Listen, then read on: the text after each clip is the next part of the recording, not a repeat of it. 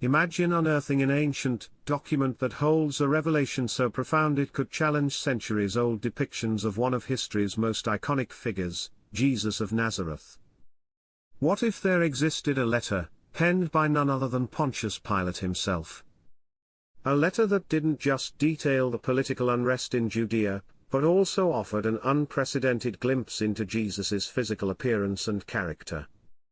Could this letter, containing precise descriptions of Jesus's skin tone, facial features, and demeanor, be the missing piece of a 2,000-year-old puzzle?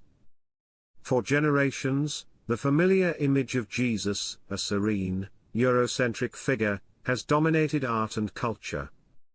But what if historical reality diverged from this portrayal?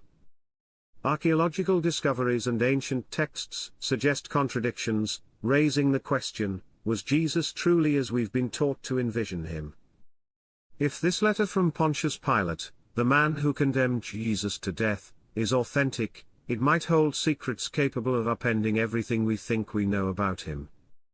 Pilate's letter, addressed to Emperor Tiberius, is far more than a political report. It is a first-hand account that delves into Jesus's identity, his teachings, and the extraordinary influence he wielded. Pilate begins by describing Judea as a region teetering on the edge of rebellion, a hotbed of political and spiritual tension. He paints Jerusalem as a city where every decision carried the potential to ignite chaos. But Pilate also poses a question worth pondering: who truly held the reins of power in this volatile environment? According to Pilate, the high priests were more than religious leaders, they were cunning manipulators, balancing their authority over the masses while carefully negotiating with Roman rulers. Pilate viewed them with suspicion, sensing their fear of losing influence under his governance. Amid this backdrop of unrest, whispers about Jesus of Nazareth began to reach Pilate's ears. At first, he dismissed the rumors as mere noise about yet another preacher. But soon, Jesus' growing prominence demanded his attention. Why? Because unlike most, Jesus was reportedly sympathetic to Romans, a rare and intriguing stance in a region deeply hostile to Roman authority. Curious, Pilate dispatched agents to investigate. Who was this man? Was he a political threat, or something entirely different? As reports came back, Pilate discovered a figure unlike any he had encountered before. This was no insurrectionist stirring up rebellion. Instead, Jesus' teachings emphasized love, humility, and a kingdom that was not of this world. Far from advocating insurrection, he spoke of inner transformation and a profound understanding of authority. Intrigued, Pilate decided he needed to see this enigmatic figure for himself, a decision that would mark a turning point in his governorship. When Pilate finally encountered Jesus, he was taken aback. Here was a man who appeared humble, even unassuming, yet his presence commanded respect. Pilate's letter hints at his surprise, even confusion. How could someone so seemingly gentle incite such hysteria? Pilate's descriptions of Jesus are striking. He portrays him as having fair skin, long hair that framed his face, and an expression that radiated both humility and authority. But it wasn't just Jesus' appearance that captivated Pilate, it was his voice. Jesus spoke softly, without the fiery tone typical of agitators, yet his words held an undeniable magnetism. Crowds hung on his every syllable, and even Pilate's own aides were moved by his message. This unsettled Pilate more than he cared to admit. As Pilate delved deeper into understanding Jesus, he recognized the challenges ahead. Jesus didn't fit the mold of a revolutionary, but his influence unnerved the high priests, who saw him as a direct threat to their authority. Pilate was caught in a delicate balance: should he intervene and risk unnecessary conflict, or allow events to unfold naturally? Ultimately, Pilate took a bold step: he arranged a private meeting with Jesus. This encounter would set in motion a chain of events that would alter the course of history forever.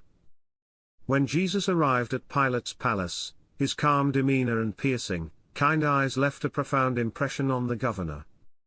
Pilate, accustomed to fear and submission, was struck by Jesus's quiet confidence. What kind of man stands composed and fearless in the face of Roman power? Their conversation, as recounted in Pilate's letter, was far from ordinary. Instead of political rhetoric or defiance, Jesus spoke of love, human nature, and the transformative power of forgiveness. Pilate found himself drawn into a dialogue that felt more like a philosophical exploration than an interrogation.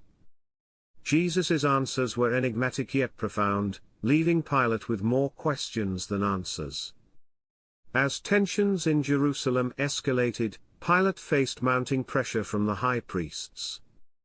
They viewed Jesus as a threat not only to their authority but to the entire religious order. Behind the scenes, they leveraged the threat of rebellion to force Pilate's hand, insinuating that failure to act against Jesus would undermine his position with Rome. Pilate's struggle to balance justice with political expediency became increasingly desperate. The tipping point came on the eve of the Passover festival.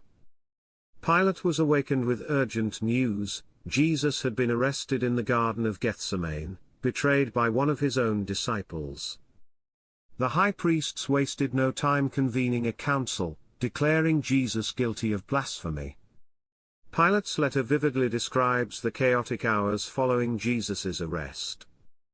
The accusations against him were both religiously offensive and politically dangerous, but Pilate could see through the high priests' motives.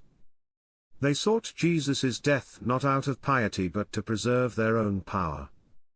Despite his instincts, Pilate found himself cornered. The high priests demanded execution, and the crowd, whipped into a frenzy, echoed their cries. Pilate attempted to appease them by offering to release Jesus, as was customary during Passover. Instead, they demanded the release of Barabbas, a convicted criminal. Pilate's appeals to reason and mercy fell on deaf ears.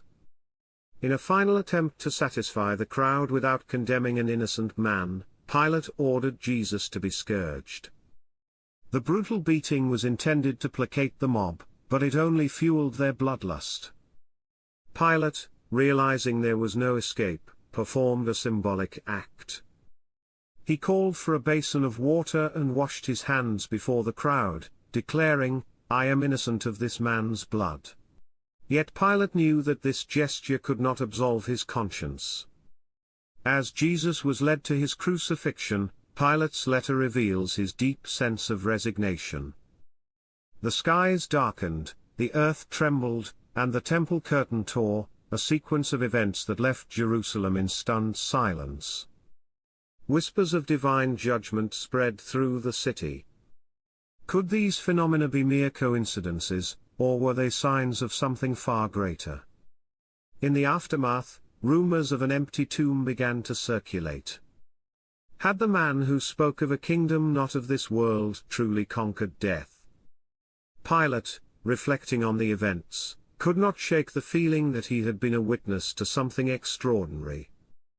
Was this the end of the story, or just the beginning of a mystery that would echo through the ages?